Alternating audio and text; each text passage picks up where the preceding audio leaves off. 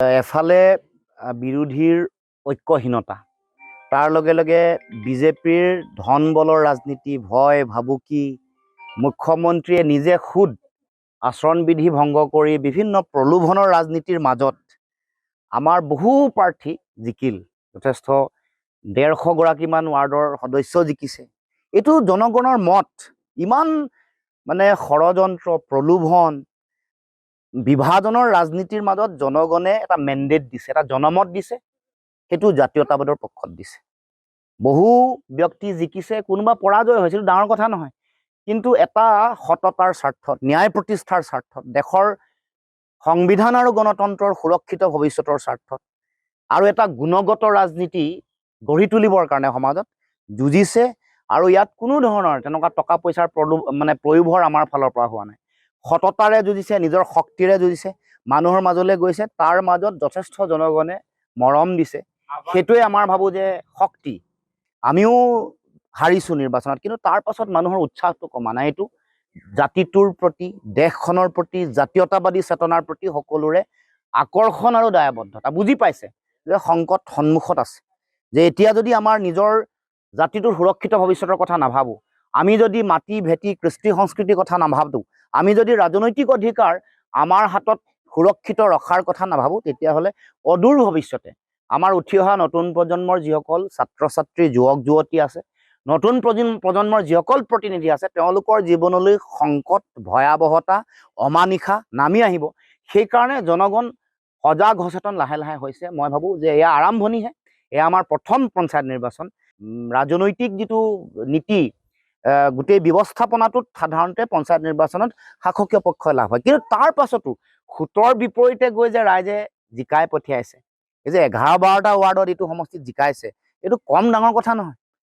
জিলা পৰিষদৰ প্ৰাৰ্থীগৰাকীক যে এটা যুঁজৰ পৰ্যায়লৈ আগবঢ়াই লৈ গৈছে। আঞ্চলিক পঞ্চায়তৰ সদস্য কিছুমান এনেকুৱা আছে 200টা ভোটত হাৰিছে।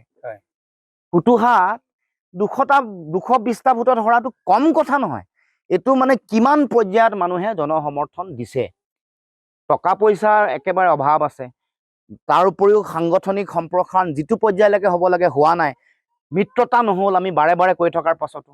তাৰপিছত প্ৰলোভন, বিভাজন, তাৰপিছত বিভিন্ন ধৰণৰ আঁচনিৰ লোভ, তাৰ মাজত জনগণৰ যিটো সঁহাৰি, এইটোৱে যথেষ্ট আমাক আশা দিছে, শক্তি দিছে। ইয়াক লৈ আমি আগবাঢ়িব লাগিব। আপোনালোকে নিজেই দেখিছে, আমি 17টা আঞ্চলিক পঞ্চায়ত আছে, 4টা জিলা পৰিষদ। আমি বহুত বেছি বিচৰা নাছিলোঁ, আমি 5টা বিচাৰিছিলোঁ, তাতো আকৌ দি দিয়া হ'ল। আনকি জিলা পৰিষদৰ প্ৰাৰ্থীগৰাকী যেতিয়া খেলিছে, তাতো বেলেগ দলৰ পৰা তেওঁলোকে নিদিওঁ বুলি কথা দিছিলে, মোক নিদিলে, কিন্তু তেওঁলোকৰ এবি ফৰ্ম তেওঁলোকে নাপালে, কিন্তু নিৰ্দলীয়কে খেলাই দিলে। এইবোৰ কথাই কেতিয়াও সহায় নকৰে, এইবোৰে বিজেপিক ওলোটাই সহায় কৰিব। আৰু ৰাইজেও ভাবিব যে তেওঁলোক বিজেপিৰ এজেণ্ট নেকি। কথাটো সেইটোৱেই। ৰাইজ ইমান অজ্ঞানী নহয়, জ্ঞানী।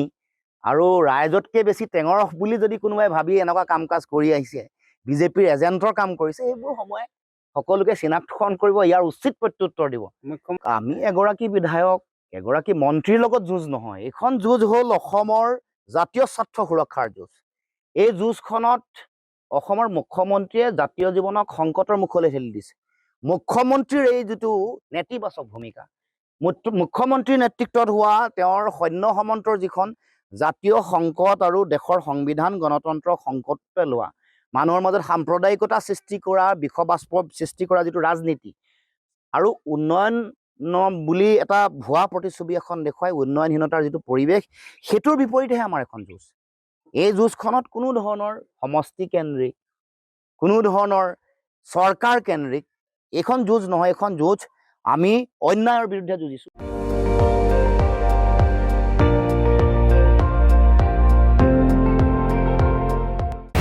আপুনি চাই আছে ND24, সৰ্বশ্ৰেষ্ঠ নহয়, সৰ্বোত্তমৰ দৌৰ।